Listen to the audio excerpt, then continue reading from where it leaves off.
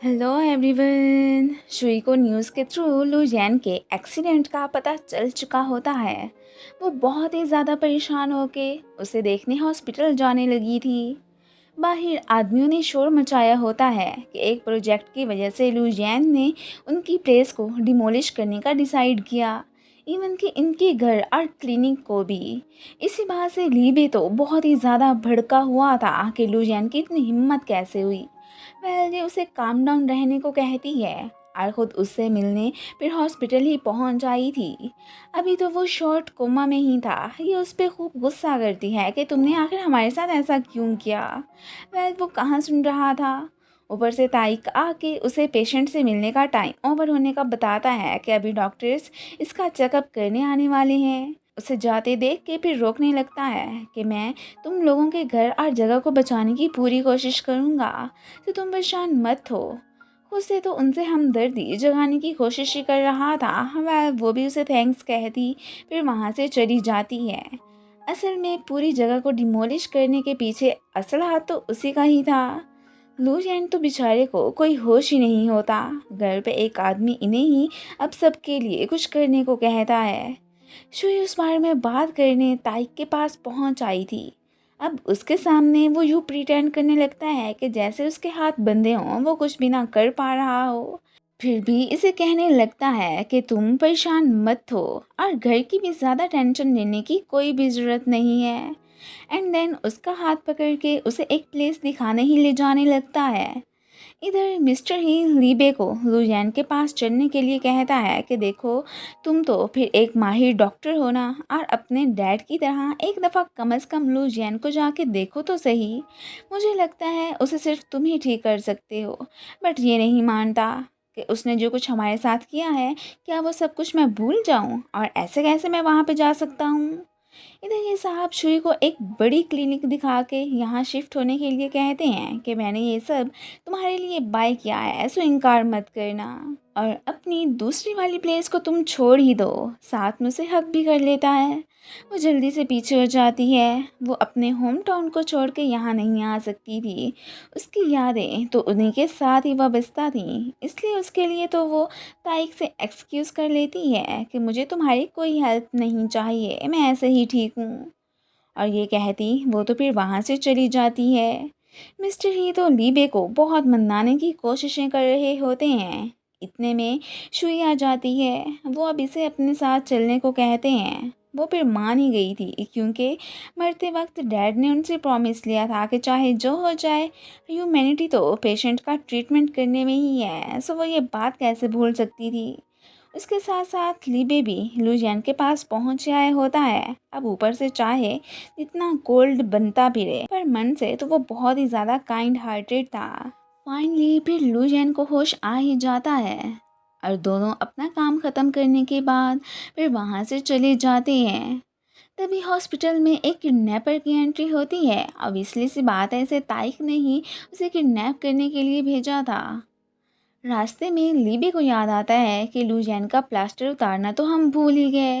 अब फिर से वापस हॉस्पिटल जाने लगते हैं। एक गाड़ी के पास उन्हें बिल्कुल अपने प्लास्टर की खुशबू आती है। इन्हें तो शक हो गया था कि ज़रूर कोई लुजियान को किडनैप करके ही यहाँ से ले जा रहा है। सो वो उन्हें फॉलो करने लगते हैं। एक तो वो आगे से गाड़ी में जा रहा था और ये पीछे से बाइक पे। अब ये क्या करते, उस तक पहुंच ही नहीं पा रहे होते। फाइनली बड़ी मुश्किल से उस गाड़ी के पास आते ही हैं, और यहाँ पे तो वो तो अपने फ़ोन की लोकेशन ऑन करके गाड़ी में ही फेंक देती है। अब जिस बिल्डिंग में वो साहब एंटर हुए थे, उसी के बाहर ही ये दोनों भी पहुंच आए होते हैं। इसने लुजियान को ज़ोर से पकड़ लिया था कि कहीं ये भाग ही ना जाए। इतने में ताइक आ जाता है। लुजियान तो ऑलरेडी ही जानता था कि ये काम इसी का ही होना है, क्योंकि इसके अलावा तो अब उसका कोई और दुश्मन नहीं बचा था। वो तो उससे ये सब करने का कारण भी पूछने लगता है। वह उसे तो उसकी प्रॉपर्टी आशुई ही चाहिए थी, और इधर तो वो उस पर भड़क भी जाता है। एक डॉक्यूमेंट पे वो इसे साइन करने को बोलता है, बट वो नहीं करता। तभी किडनैपर ताइक की गर्दन पे नाइफ रख देता है। ये साहब शौक के आखिर हो क्या रहा है। अब यहाँ पे लुजियन किडनैप हुआ है या मैं। अब फिर हमें फ्लैशबैक में दिखाया जाता है कि जस्ट वीडियो बनाने के लिए ही इसने लुजियन को हिट किया था। वो जानता था कि ये सब करने के पीछे ताई का ही हाथ है, सो डबल मनी दे के तभी उसने इसे खरीद के अपना उल्टा बॉडीगार्ड ही बना लिया था। ये सारी बातें किडनैपर खुद ही ताई को बता रहा होता है।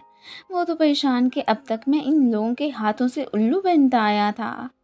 इतने में लीबे की एंट्री होती है। वो समझता है कि किडनैपर ने लुजियन और ताइक दोनों को ही किडनैप कर लिया है। तो यहाँ पे दोनों बहन भाई उसकी ठुकाई करने लगते हैं और ये साहब लुजियन को लेते वहाँ से चले जाते हैं। बाहर आके दोनों की फाइट स्टार्ट हो चुकी थी। लुजियन तो अभी भी उसे सुधरने का कहता है क्योंकि वो उससे फाइट नहीं करना चाहता था। आखिर को वो इसे अपना भाई जो समझता था। इन दोनों को पता चल जाता है कि असल कल्प्रिट तो ताइक है और उसने ही इनकी प्लेस को भी डिमोलिश करने का ऑर्डर दिया था। इससे पहले कि ये लुजियन को नाइफ मारता अशुई आगे आने लगती है, बट वो इसे साइड पे करके उसे प्रोटेक्ट करता है। वह शुई को लुजियन के लिए इतनी फिक्र करते देख के अब ये साहब तो जान ही चुके थे कि वो उससे कितना लव करती है। अब उसे अपनी फैमिली बनाना चाहता था। अब ये मान टूट गया तो वो सुसाइड करने का सोचता है। सभी उसे रोकने लगते हैं कि ऐसा मत करो। लुजियन तो उसे अपनी प्रॉपर्टी देने तक का सोच लेता है। अब जैसे ही वो जंप करता है किडनैपर उसे पकड़ लेता है। अब माफ़ी वगैरह मांग के उसने कंपनी तक लेने का भी डिसाइड कर ही लिया था। अब हमें फिर चंद अरसे बाद का ही सीन दिखाया जाता है। इनकी क्लिनिक और डैड का नाम अब क्लियर हो चुका था। सो क्लिनिक पे पहले की तरह बहुत ज़्यादा रश होता है। सभी फिर से उन पर ट्रस्ट करने लगे थे। लुजियन शुई के साथ ब्लू टीयर्स देखने जाना चाहता था, सो लीबी भी उन्हें जाने की इजाज़त दे ही देता है। समुद्र किनारे आके वो तो इसे बाकायदा शादी के लिए बहुत ही ब्यूटीफुल तरीके से प्रपोज करता है। शुई की तो ऑब्वियसली सी बात है, हाँ ही थी। ये तो इन दोनों के लिए बहुत ही प्रीशियस मोमेंट होता है जिन्हें ये कभी भी नहीं भूलने वाले थे। दोनों अभी इंजॉय कर ही रहे होते हैं कि ऊपर से रूशी मैडम की एंट्री होती है। वो इन्हें किडनैप करके लीबे को कॉल मिलाने के लिए कहती है। वो भी इनकी कॉल सुन के भागा भागा यहाँ पे आ चुका था।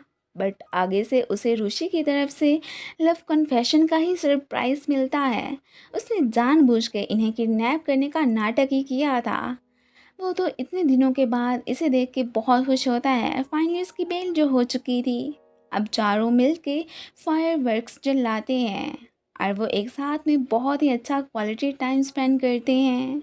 इन चारों के इसी ब्यूटीफुल एंड हैप्पी मोमेंट के साथ ही इस ड्रामे की एंडिंग हो जाती है। Thanks for watching and guys, आप लोगों को ये ड्रामा कैसा लगा मुझे कमेंट्स में ज़रूर बताइएगा। Thank you.